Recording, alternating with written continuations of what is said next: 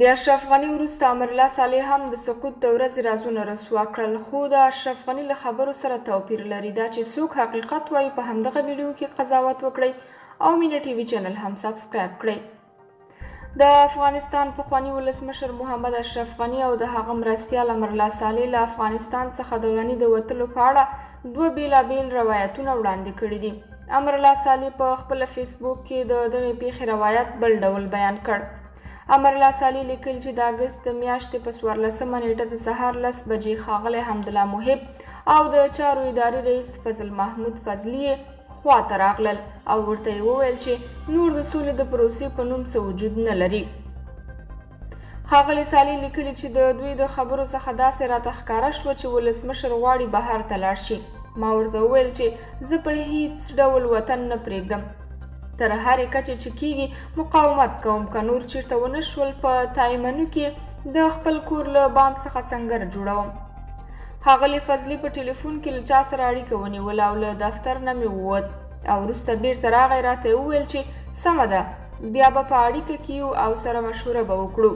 محمد اشرف غني همداراز بي بي سي ته ویلي چې محب په داسې حال کې چې ډیر ویرېدلی و او ما ته یې وویل چې امنیتي ځواکونو د ولسمشر د محافظت قطعه پاشېدلې ده او نور نشي کولی چې د ارګ او کابل ښار امنیت تامین کړي.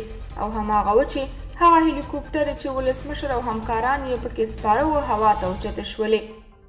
خو د ولسمشر د محافظت د قطعې یو منصبدار امریکا غږ ته د نوم نه ښودلو په شرط ویلي چې د یکشنبې په سهار د اګست په 15مه هر څه عادي حالت کې و او د ولسمشر د محافظت په قطعې کې تشدد خبرې هغه مهال رامنځته شوې چې له افغانستان څخه د ولسمشر غني له وتلو خبر شول.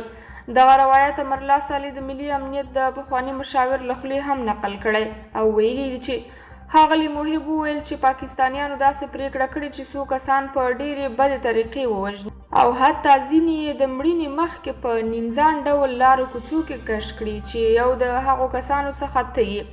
ما وویل چې باور لرم همداسې به وي او ښایي حق یې وي، له دښمن نه باید د بل څه توقع ونه لرو.